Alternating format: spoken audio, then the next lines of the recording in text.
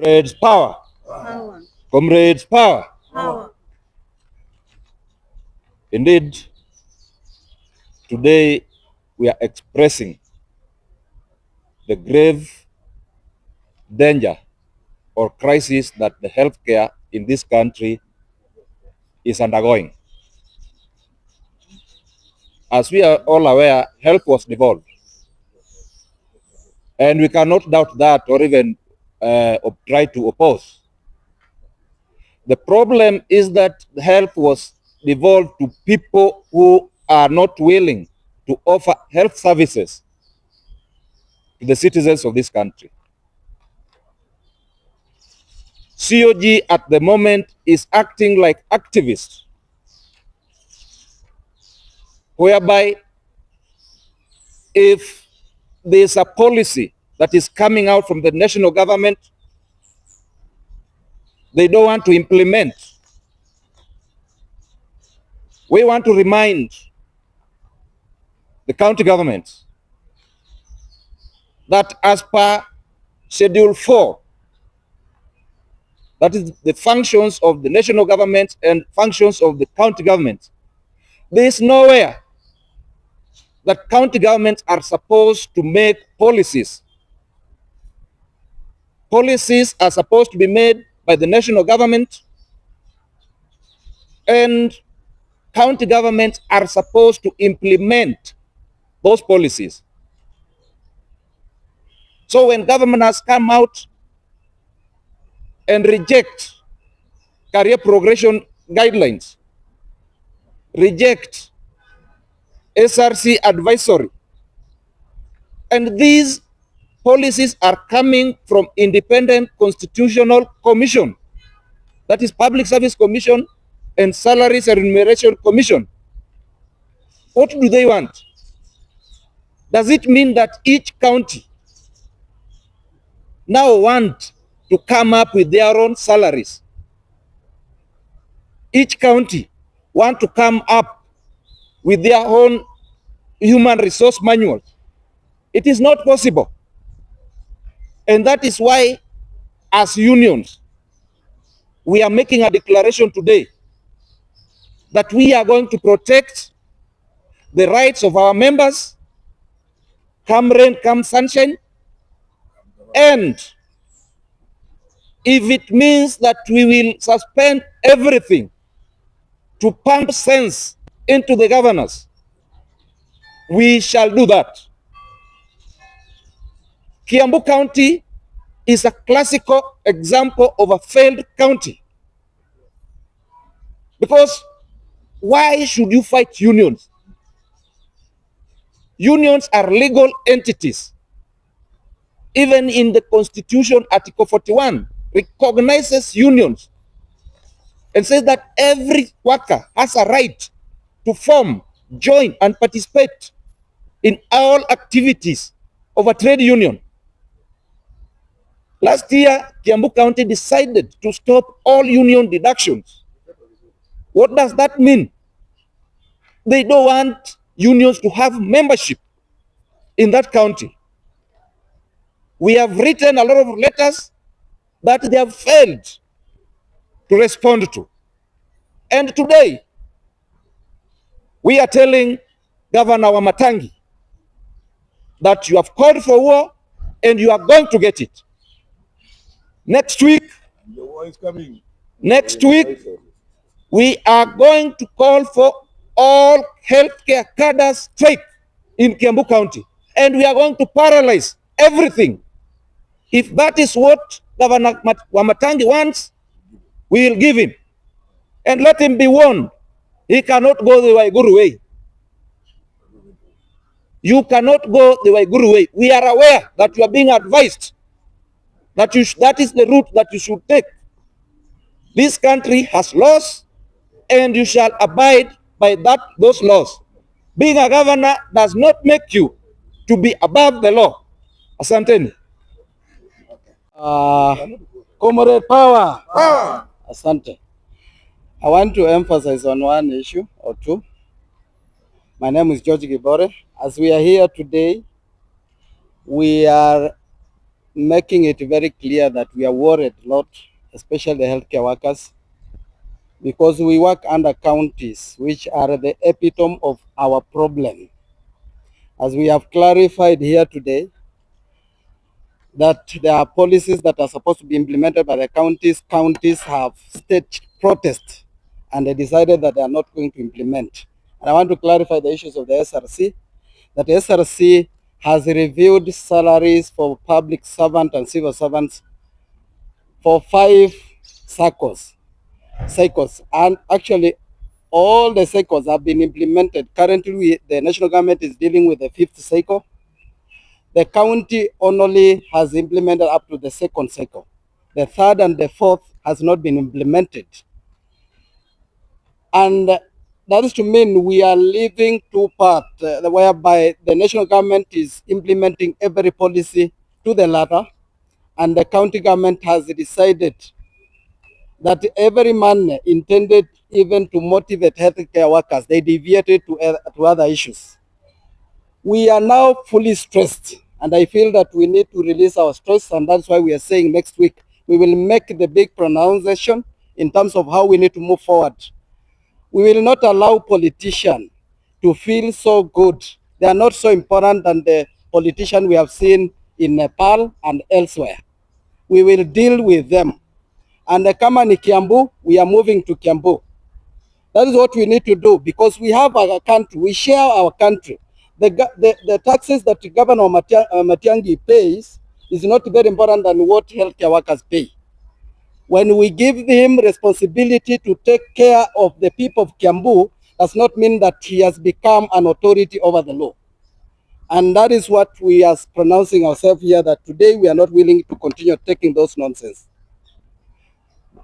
It is also worrying that up to date, we have counties that have not paid our people for more than 3 months, 2 months. And the ramification for that is that we are not able to access medical services, that we are offering services that we cannot afford, that we go back to our pocket to fund for our medical services, and yet we have been taxed. We have been taxed heavily, and then when you remit at a late stage, it does not help us. So today, as we speak here, more than a half of the counties have not paid our people for the month of July, the month of August, and some even to the June. And these counties, I'm not afraid to mention, even the county that we are in, Nairobi, has not paid for 2 months. Kiambu has not paid for 3 months. 4 months. We have counties like Marsabit have not paid for another 4 months. Isiolo the same. Why is it that other counties are doing it and other counties are not doing it? That's a pointer that we have a problem, and this problem needs to be resolved. It cannot be resolved by any other non-citizen. It is us who are Kenyan who are raising that issue, that it needs to be addressed. As politicians raises issues in terms of politics on what they want to resolve, or even amend the constitution, and I think the time has come to relook into the issues of the constitution and amend appropriately, so that we have a centralized system to manage the healthcare workers. Nitasema kwa Kiswahili, niseme kama viongozi wa vyama vya kusimamia wafanyakazi katika sekta yetu ya afya, tumekutana leo tukajadili matatizo ambayo yanawakutika gatuzi, na tukasema tukaipongeza serikali kuu, haswa ile wizara ya afya, waziri na wale ambaye ni wasaidizi wake wamefanya kazi nzuri. Na jambo moja ile ambayo tunasema kwa sasa, tulikuwa katika mgomo zaidi ya miezi 6, kwamba wale walikuwa wanafanya kazi katika kandarasi zinazodunisha zile za UHC waweze kupewa kandarasi za kudumu. Ministry ilikuwa inawalipa, lakini kandarasi zilikuwa zimepeana na gatuzi.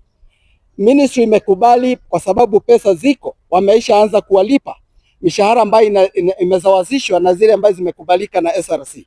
Lakini ajabu ni kwamba gatuzi bado wanapinga kupeana barua ambazo haziwakosi chochote, kwamba unawapata wanaenda kukaa vikao katika COG wakipinga maamuzi ya kuweka wale ambao wanadunishwa katika ajira ya kudumu. Inatuudhi sana, na ninashangaa ni viongozi wa namna gani kama hao ambayo wanapinga healthcare workers kukuwa promoted. Na pia tumetaja wale wa Global Fund, tukasema wale wa Global Fund kulikuwepo na makubaliano zaidi ya mwaka mmoja ambao umepita, actually miezi 17 sasa. Wakasema watawekwa katika ajira ya kudumu baada ya kufanya kazi zaidi ya miaka 15 katika kandarasi zile za kufupisha. Na hawa Ministry of Health imeisha fanya kazi yake, lakini gatuzi bado. Na ndio maana tunasema kuna tatizo kubwa katika gatuzi, na kila siku tukikutana hapa kutaja hivyo wanatuona kama maadui. Ndio maana unasikia gavana wale ambao wameamua kukiuka sheria kama huyu Wamatangi wherever it is, ameamua atasimamisha kukata ile hela ndogo ambayo inakatiwa union, na ni sheria, si kwa kupenda kwake, aliipata ikiwepo, na sisi tutamwambia aliipata ikiwepo, ataiacha ikiwepo, kwa sababu yeye sio pale, hayuko pale permanent. Mishahara ambayo imeweza kupitishwa na SRC kama vile nimesema, miongo mitano serikali kuu imetimiza zote, inatimiza ya tano. Wale ambaye ni wagatuzi wametimiza ya kwanza na ya pili peke yake, ya tatu hawajatimiza, ya pili hawajatimiza. Na kile ambacho kinatuudhi ni kwamba ni kama wanaishi Uganda ama wanaishi nchi gani, kwa sababu kila wakati ambapo budget inakuwa imeisha, salary SRC wanapopitisha wanakuwa already imewekwa na treasury. Pesa zetu zimeenda wapi? Tunauliza hao magavana, pesa za wafanyakazi zimeenda wapi? Kama wameweka katika corruption, tutazidai. Na ndio maana nimesema na ninataka kurudia, ndio Wakenya wajue kwamba hatutapendelea kuendelea kuweka watu ambaye hawana maslahi yetu katika ofisi.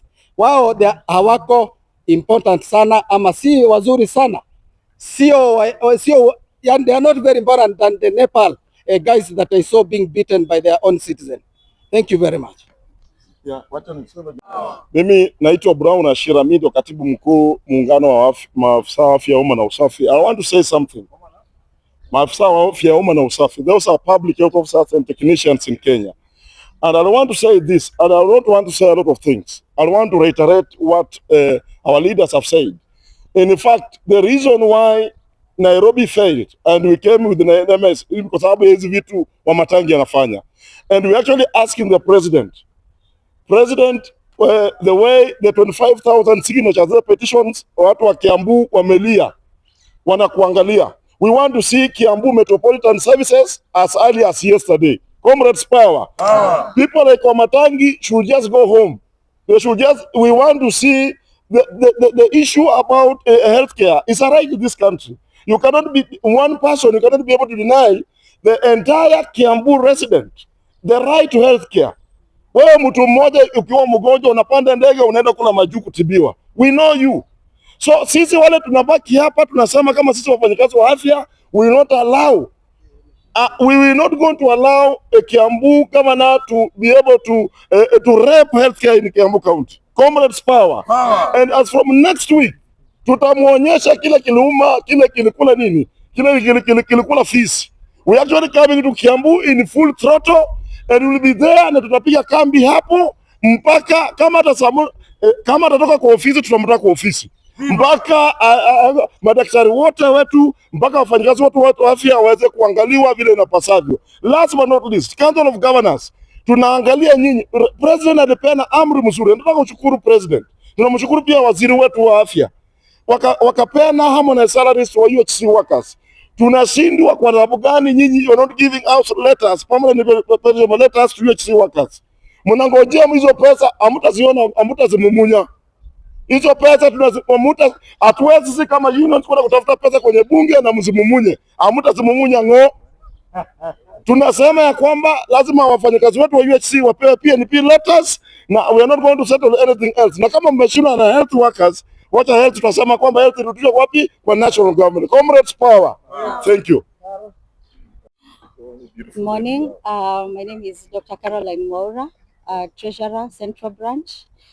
Mine is just to express disappointment with the leadership of Kiambu County, and particularly the women leaders. We have women leaders, we have MCAs, we have MPs, and they have chosen to remain mum.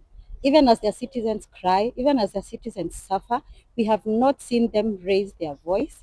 Yet we know very well that women and the children suffer most when there is such a crisis. Therefore, I'm very disappointed, and I want to echo what my colleagues have just said. Let us return Kiambu to national government because there is no government in Kiambu County. They have decided to lock us out, and they have decided that health care is not important, that it is not a right in Kiambu County. Thank you very much.